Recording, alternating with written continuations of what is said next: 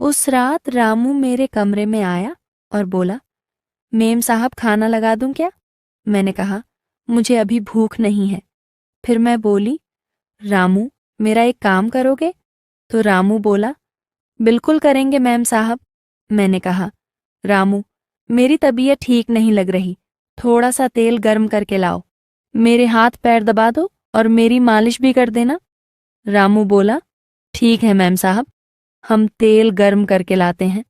मैं उस गाउन पहने हुई थी। मैं बेड पर लेट गई। रामू 5 मिनट में तेल गर्म करके मेरे कमरे में आ गया और वहीं खड़ा हो गया। मैंने अपना गाउन घुटनों तक उठा दिया और कहा, रामू मेरे पैरों को तेल लगाकर मालिश कर दो। रामू जी मैम साहब करके मेरे पैरों को तेल की मालिश करने लगा। मैंने जानबूझकर अपना गाउन ऊपर उठा लिया ताकि रामू को अपने जलवे दिखा सकूं। रामू मेरे पैरों की मालिश करते हुए मेरी टांगों को घूर रहा था। रामू की उंगली की पकड़ पहले से भी ज्यादा तेज हो गई थी। फिर मैं पलट गई और बोली, रामू मेरी पीठ की भी मालिश कर दो, बहुत दर्द हो रहा है। मैं थोड़ा सा हिचकिचाने लगा। उसने कहा, मैम साहब मैं यह नहीं कर सकता। मैंने कहा, रामू देखो, तुम्हें शर्माने की कोई जरूरत नहीं है। मैंने तुम्हें अपने काम पर रखा हुआ है और इस मालिश के पैसे मैं तुम्हें अलग से दूंगी ताकि तुम्हारा भी घर अच्छे से चल सके। मैंने उसे पैसों का लालच दिया। रामू ने मेरे गाउन पीठ से उठाकर पीठ की मालिश चालू कर दी। मैंने दीवार पर लगे शीशे में देख लिया कि अब वह मेरे बदन को घूर रहा था। मैंने कहा, रामू मेरी पीठ पर अच्छे से मसाज करो। वह कांपते हाथों से मेरी पीठ की मसाज कर रहा था। उसके हाथ बहुत ज्यादा कांप रहे थे। थोड़ी देर बाद मैं पलट के सीधी हो गई और बोली, रामू अब मेरे पेट की भी मालिश करो। रामू बोला, मैम साहब ये क्या कह रही हो? रामू बुरी तरह से कांप रहा था और हिचकिचाने लगा कि रामू खुद से पहले नहीं करने वाला। वो चाहता था कि पहले मैं करूं। वो थोड़ा शर्मीला था, इसलिए मैंने उसके दोनों हाथ पकड़कर अपने हेलो दोस्तों स्वागत है आप सभी का हमारी एक और रोमांचक स्टोरी में। उम्मीद करती हूं कि आपको यह कहानी बेहद पसंद आएगी। मेरा नाम रोमा है और मैं 24 साल की खूबसूरत महिला हूं। मेरी शादी को 3 साल हो चुके हैं। जीवन में मुझे हर सुख मिला, मगर एक वह सुख नहीं मिल पाया जो एक औरत चाहती है, और वह सुख था मेरे पति का प्यार। मेरे पति एक बड़े बिजनेसमैन हैं और बिजनेस के चलते वह हमेशा घर से बाहर ही रहते हैं। मेरे पास सुख साधन संपत्ति सब है, मगर जिस चीज को हमेशा मैं अपने साथ चाहती हूं वह मेरे पास नहीं है, और वह है मेरा पति, और उनका प्यार मुझे नहीं मिलता। मेरे घर में एक नौकर भी है जिसका नाम रामू है और उसकी उम्र 22 साल है। वह भी यहाँ का रहने वाला है और वह भी शादीशुदा है, लेकिन उसकी पत्नी बिहार में ही रहती है और वह भी अपनी पत्नी का प्यार पाने के लिए तड़पता है। पिछले साल की बात है कि मेरे पति जब घर आए थे, एक दिन रुके और पूरा दिन फोन पर ही लगे रहे और रात में मुझे बोले कि वह 1 महीने के लिए अमेरिका जा रहे हैं बिजनेस के सिलसिले में। उस रात में फूट फूट कर रोई थी। हर बार मेरा पति जब भी घर आता वह सिर्फ 1 दिन के लिए ही रुकते और जो उन्हें करना होता करके फिर चले जाते, और मैं हमेशा की तरह अपने पति के प्यार के लिए तरसती रह जाती। यह भी कोई रिश्ता है? उनके घर से जाने के बाद मैंने खूब शराब पी और मेरी तबीयत खराब हो गई। मेरे नौकर रामू ने मुझे अस्पताल में भर्ती कराया। इलाज के बाद मुझे घर ले आया और बहुत सेवा की। तबीयत ठीक होने के बाद मैंने एक दिन उसे बुलाकर उसका धन्यवाद किया। रामू बोला, मैम साहब हम तो आपके मुलाजिम हैं, आपकी खातिर करना हमारा काम है। हम अपनी गरीबी के चलते बीवी बच्चों से दूर हैं, यहाँ कमाई के लिए पड़े हैं, और आप सब कुछ होते हुए भी अपने पति से दूर हैं। माफ करना मैम साहब। ज्यादा बोल दिया। हमारी जब से शादी हुई है, हम अपनी पत्नी के पास सिर्फ 2 महीने ही रह पाए थे। उसके बाद से 1 साल हो गया है और अभी तक हम अपनी घरवाली से नहीं मिलते हैं। बहुत याद आती है उसकी, मगर कमाएंगे नहीं तो घर कैसे चल पाएगा। मैंने उसे पैसे दिए और कहा, जाओ अपने घर हो, आओ, और बोला, नहीं मैम साहब, हम यह पैसे घर भेजेंगे ताकि हमारा घर चलता रहे। हम आपकी सेवा में यहीं पर रहेंगे। आपका बहुत बहुत धन्यवाद। वैसे भी मालिक घर पर नहीं है तो हमें ही आपका ख्याल रखना होगा।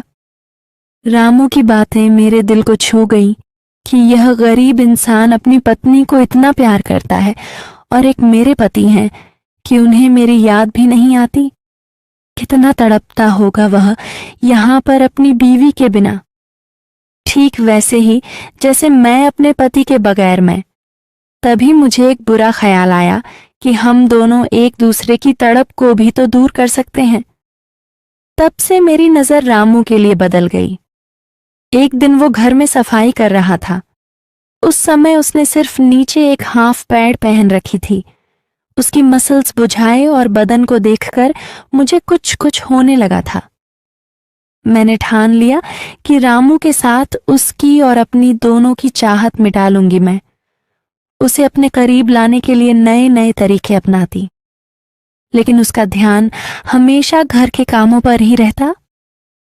मैं जानबूझकर उसके सामने छोटे छोटे कपड़े पहनती ताकि उसका ध्यान भटके और वह मेरी तरफ आकर्षित हो, लेकिन वह तो हमेशा अपने कामों में ही बिजी रहता।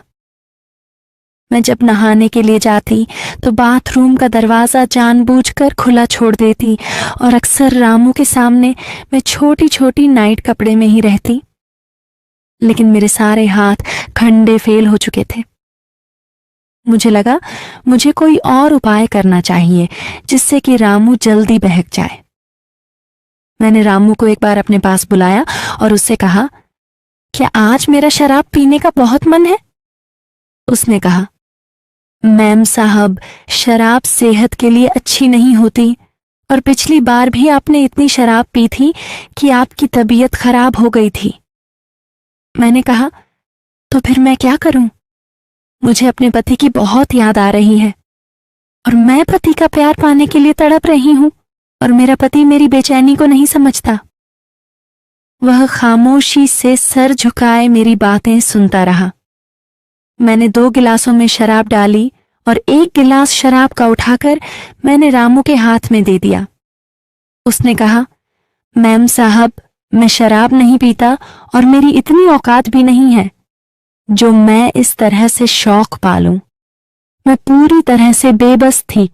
आखिर करूं तो क्या करूं? फिर मेरे शैतानी दिमाग में एक प्लान आया। मैं समझ गई थी कि यह प्लान जरूर काम करेगा, क्योंकि मैं जानती थी कि मेरे पति को मुझसे ज्यादा अपने बिजनेस की फिक्र है और मैं इस तरह की जिंदगी नहीं जीना चाहती थी। हर लड़की शादी के बाद यही चाहती है कि उसका पति उसके पास रहे, उससे प्यार करे, उसका ख्याल रखे, और शराब शायद मेरी किस्मत में पति का प्यार नहीं था। उस रात रामू मेरे कमरे में आया और बोला, मेम साहब, खाना लगा दे। तो मैंने कहा, मुझे अभी भूख नहीं है। फिर मैं बोली, रामू, मेरा एक काम करोगे? तो रामलाल बोला, बिल्कुल करेंगे मैम साहब। मैंने कहा, रामू, मेरी तबीयत ठीक नहीं है, लग रही, थोड़ा सा तेल गर्म करके लाओ और मेरे हाथ पैर दबा दो और मेरी मालिश भी कर देना। रामू बोला, ठीक है मैम साहब, हम तेल गर्म करके लाते हैं। और उस समय मैंने गाउन पहनी हुई थी। मैं बिस्तर पर लेट गई। रामू 5 मिनट में तेल गर्म करके कमरे में आ गया और वहीं खड़ा हो गया। मैंने अपना गाउन घुटनों तक उठा दिया और कहा कि रामू, मेरे पैरों पे तेल लगाकर मालिश कर दो। तभी रामू जी मैडम साहब करके मेरे पैरों पे तेल की मालिश करने लगा। मैंने जानबूझकर अपना गाउन ऊपर उठा लिया ताकि रामू को अपने जलवे दिखा सकूं। रामू मेरे पैरों की मालिश करते हुए मेरी टांगों को घूर रहा था। रामू की उंगलियों की पकड़ पहले से भी ज्यादा तेज हो गई थी। फिर मैं पलट गई और बोली, रामू, मेरी पीठ की भी मालिश कर दो, बहुत ज्यादा दर्द हो रहा है। वो थोड़ा खींच के जाने लगा। उसने कहा, मैम साहब, मैं नहीं कर सकता। मैंने कहा, रामू, देखो, तुम्हें शर्माने की कोई जरूरत नहीं है। मैंने तुम्हें अपने काम पर रखा हुआ है और इस मालिश के पैसे मैं तुम्हें अलग से दूंगी ताकि तुम्हारा घर भी अच्छे से चल सके। मैंने उसे पैसों का लालच दिया। रामू ने मेरा गाउन पीठ से उठाकर पीठ की मालिश करना चालू कर दिया। मैंने दीवार पर लगे शीशे में देख लिया कि अब वह मेरे बदन को घूर रहा था। मैंने कहा, रामू, मेरी पीठ पर अच्छे से मसाज करो। वह कांपते हुए हाथों से मेरी पीठ की मसाज कर रहा था। उसके हाथ बहुत ज्यादा कांप रहे थे। थोड़ी देर बाद मैं पलट के सीधी हो गई और बोली, रामलाल, अब मेरे पेट की मालिश कर दो। रामू बोला, मैम साहब, ये क्या कह रही हैं? रामू बुरी तरह से कांप रहा था और हिचकिचा रहा था।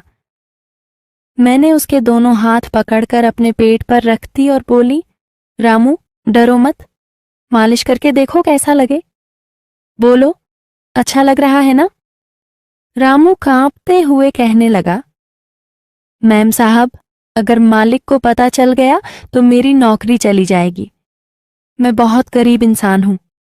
मैं अपनी पत्नी को घर के खर्चे के लिए पैसे कहाँ से भेजूंगा? अगर मालिक ने मुझे नौकरी से निकाल दिया तो? मैं बोली, रामू, उसकी फिक्र तुम मत करो, जैसे मैं कहती हूं वैसा करो। वैसे भी तुम्हारे मालिक यहां नहीं रहते। वह तो 1 महीने के लिए बाहर गए हुए हैं और घर में हम दोनों के अलावा और कौन है जो तुम्हारे मालिक को यह सब बताएगा? फिर मैंने कहा, देखो रामू, अगर तुम मेरी मर्जी के मुताबिक चलते रहोगे तो तुम सोच भी नहीं सकते कि मैं तुम्हें बहुत ज्यादा मालामाल कर दूंगी। तुम्हें अपनी पत्नी को पैसे भेजने के लिए ज्यादा हाथ पैर नहीं मारने पड़ेंगे। तुम बस मेरी इच्छा को पूरी करो और अपनी पत्नी और परिवार की टेंशन लेना बंद कर दो। मैं हूं ना तुम्हारे साथ।